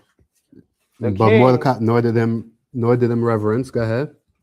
Then the king's servant, which were in the king's gate, said unto Mordecai, why transgressest thou the king's commandment? Mm-hmm. Now it came to pass, when they spake daily unto him, and he hearkened not unto them, that they told Haman to see whether Mordecai matters would stand, for he had told them that he was a Jew. So they told Mordecai would not bow nor give Haman reverence. They told on him, and they also told Mordecai is a Jew. Go ahead. And when Haman saw that Also, side note, you know that verse that we just read is the first place in the Bible you see the word Jew. The very first person in the Bible that's called a Jew isn't even a Jew. He's a Benjamite. Go ahead. But it just goes to show how they view this. You from the land, you're a Jew, right? Go ahead. And when Haman saw that Mordecai bowed not, nor did him reverence, then Haman full of wrath. Then Haman was full of wrath. Go ahead. And he thought scorn to lie hands on Mordecai alone, for they had showed him the people of Mordecai, wherefore Haman sought to destroy all the Jews that were throughout the whole kingdom, as Ahasuerus of Ahasuerus. This is Artaxerxes, right? Go ahead. Even the people of Mordecai. Right. So you see this? He was mad with Mordecai, but then when they told him about the rest of Mordecai's people, he wanted to destroy the whole people. This is spiritual, very spiritual. They use Mordecai and Haman, right? Let's continue with this. Let's go to 1 Samuel chapter 15, verse 7. We're winding down, but this is such an interesting thing. Such an interesting thing. 1 Samuel chapter 15, verse 7. Remember, Haman is a what? Macedonian. He's a Macedonian, but specifically what lineage of? He's an Edomite. He's an Agagite. Remember that word, Agagite. He's the son of, let's see it. Go ahead. 1 Samuel. This is the book of 1 Samuel, chapter 15 and verse 7. Mm-hmm. And Saul smote the Amalekites from Havilah until thou comest to Shur, that is over against Egypt. Mm-hmm. And he took Agag, the king of the Amalekites, He took alive. Agag, the king of the Amalekites, So specifically a so-called Jew. specifically a so-called Jew. And I want to show you why this is so good in the spirit, man. Go ahead, continue. And utterly destroyed all the people with the edge of the sword. And isn't it funny, right? If you read about Mordecai's lineage, Mordecai is a son of, he's a Benjamite, specifically a son of Tish. Saul is also a son of Tish, right? So get back. In the spirit, you see this? You see the Most High, he works is like, your forefather messed up, so you're gonna have to set things right. Right? Continue. But Saul and the people spared Agag But Saul spared them. Go ahead. and the best of the sheep and of the oxen and of the fattlings and the lambs and all that was good, Mm-hmm. and would not utterly destroy them. But everything that was vile and refuse, that they destroyed utterly. So Saul thought he could make some money. You know, he could keep them, but in that he disobeyed the voice of the Most High. Right. So now let's get Numbers chapter 24, verse 1, and I want to. Let me say something real quick. Uh-huh. And from Saul not doing what the Most High command about killing Agag, Esau's been in our side for thousands of years. But it begs the question, right? Which came first, the chicken or the egg? Because let's just read it. Numbers 24, verse 1. Because it's very interesting. Like when you read some of these things, it's like, wait, Saul kind of had no choice. He had a choice, but the Most High's word, what he said in Isaiah 45, declaring the end from the beginning, and all my works must stand. Yep. Right? Go ahead. Numbers 24, verse 1. This is Numbers chapter 24 and verse 1. Mm-hmm. And when Balaam saw that it pleased That it pleased. the Adawan to bless Israel, he went not as at other times to seek for enchantments, Mm-hmm. but he set his face toward the wilderness. So we all know the story. Balaam was supposed to, he was hired by the 5 kings to curse Israel, but he didn't. He blessed them 3 times. Go ahead. And Balaam lifted up his eyes, and he saw Israel abiding in his tents according to their tribes. And the spirit of Yahweh came upon him. Mm-hmm. And he took up his parable and said, Balaam, the son of Beor hath said, and the man whose eyes are open hath said. He has said, which heard the words of Yahweh, which saw the vision of the Almighty falling into a trance, but having his eyes open. So Balaam, the Most High put a vision on Balaam. He went into a trance, but his eyes were open. What did he see? How goodly are thy tents, O Jacob, and thy tabernacle, O Israel. Mm-hmm.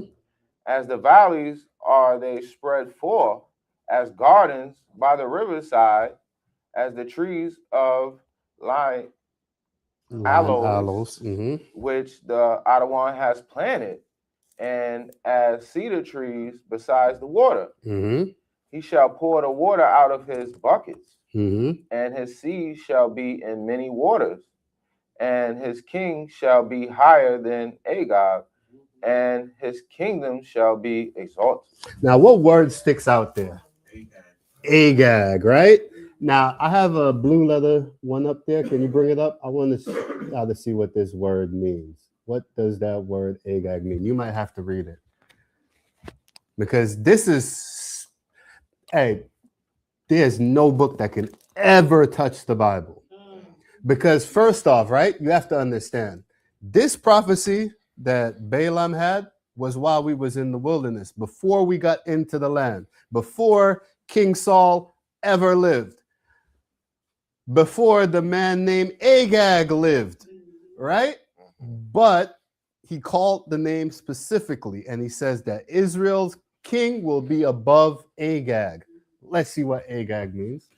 It says Agag, H90, right? Transliteration Agag, pronunciation Agag, part of speech, proper masculine noun, root word etymology of uncertain derivation compared with aga, I guess, Mhm. aga, H89. Outline of biblical usage, Agag, I will overtop. I will overtop. Go ahead. Or A, king of Amalek, spared by Saul but slain by Samuel. Mm-hmm. Right? KJV translation count 8 times. So it means Agag means I will overtop, right? Now I want to show you just line up biblical prophecy. That is such an interesting meaning for the word Agag. Agag, I will overtop. Let's go to 2 Thessalonians chapter 2, verse 1. So we can see who this person is, right? That's a spirit that the Most High put on Agag, the king of the Amalekites, the man that Saul was supposed to kill, but he didn't, the man whose descendant wanted to kill the whole nation of Israel, the man who became the Macedonian, the first of the Macedonian, who descendant became Philip the Macedonian, whose descendant became Alexander the Macedonian, who ruled the world, right? 2 Thessalonians, when it all starts stacking up. Let's see it now. 2 Thessalonians 2:1. This is the book of 2 Thessalonians chapter 2 and verse 1. Mm-hmm. Now we beseech you, brethren, by the coming of our Adawan Yahweh Shah Mashiach, and by our gathering together unto him, Mm-hmm. that ye be not soon shaken in mind, Mm-hmm. or be troubled, neither by spirit, nor by word, Mm-hmm. nor by the letter as from us, as that the day of a Mashiach is at hand. Mm-hmm. Let no man deceive you by any means, for Let that day shall not come, except there come a falling away first, and that man of sin be revealed, Mm-hmm. the son of perdition, who opposeth and exalted himself above all that is called. He opposes all and exalted himself above all, overtop, right?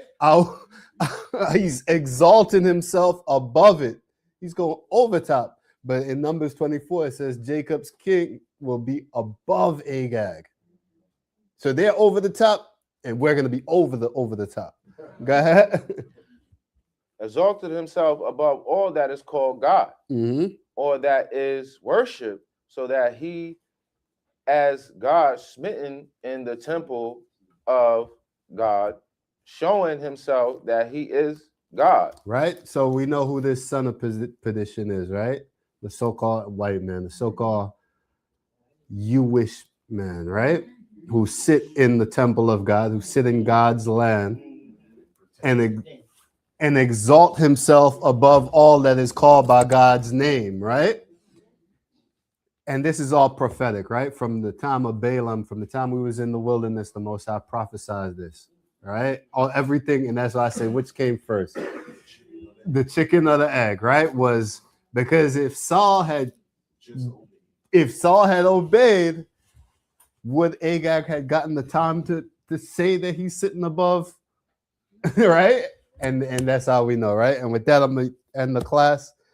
I wish I could have went more into to it, but a lot of it is like, you know, we know that, like, for example, the Sea people, we know that these were black people. Right. I'll say it like that, right? Because SEA, yes, the rise of the Sea people. You guys could look that, actually, you could take that down and just look it up. Like, look up YouTube videos, and they will tell you that it's similar to like the Moors, that it's a conglomeration of different people from different areas. Go ahead.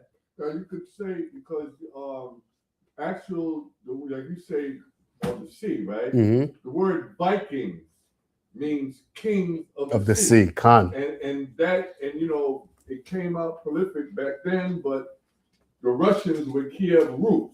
Kiev Rus was a black man from the Khan. tribe of Dan, Khan. basically, and he was the beginning of the Vikings And named. you have to understand, right? Europe specifically, like when we look at the Table of Nations, right? When the Most High divided these lands, he gave Ham his area, he gave Japhet the islands, and he gave Shem, so-called Middle East, right? And then they start populating these other areas, right? Dan went around conquering these people in all of these different areas. So when you see the Denmark, when you see there's another one that but a lot of these areas, Dan just went along conquering them, just conquering. The majority of what we call Europe were places that Dan, they didn't stay. That's the thing that we have to understand is they didn't necessarily stay. You might have a pocket of them stay, but they just kept it moving, right? And as we know, the scriptures say Judah and Israel is together, that they were no, not sand of the sea, that we were oppressed together, right?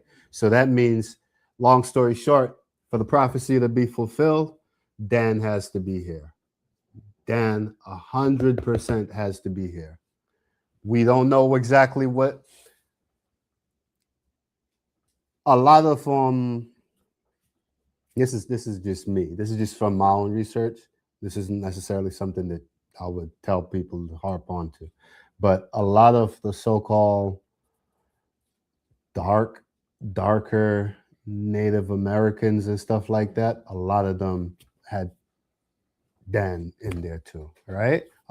We got obviously Gad, Simeon, that's over here in Americas, right? But Dan also. Why? Because like if you let Esau tell it, he will tell you that there's been ships coming to America long before slavery came.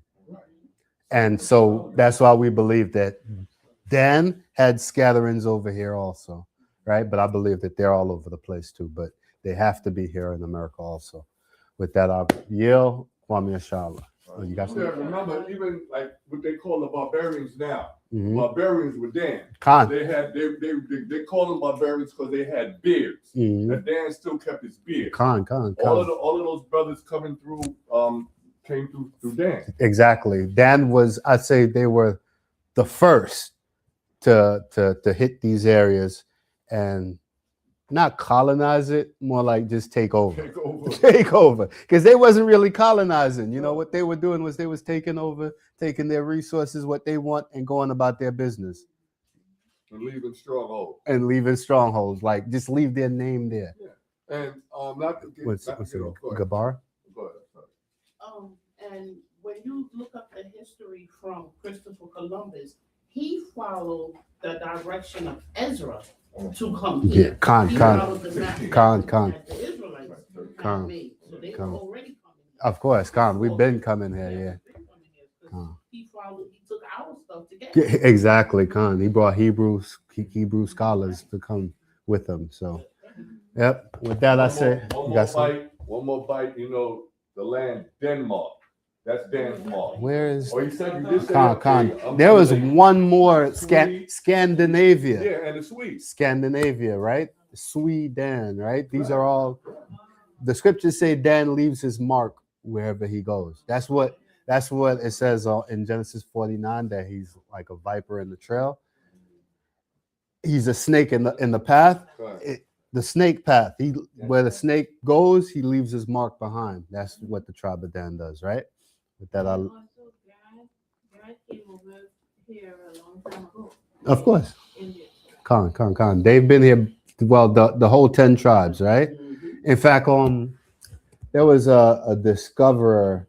I can't recall exactly which one, and he came to, I believe it's Simeon, because he came down to the Florida areas, and he sat and they asked him, about who are these people, and he said that if you continue going south, you'll see the children of Joseph.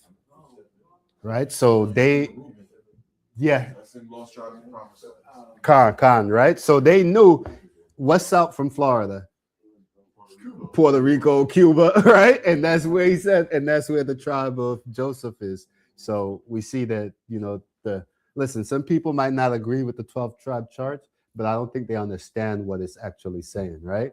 We're not saying that every single person in this land is, like, for example, Mexico. We're not saying every single person in Mexico is an Issacharite. But what we're saying is that in Mexico is where you're going to find the majority of the Issacharites, right? With that, I yield. Kwame Asha. Kwame Ashala.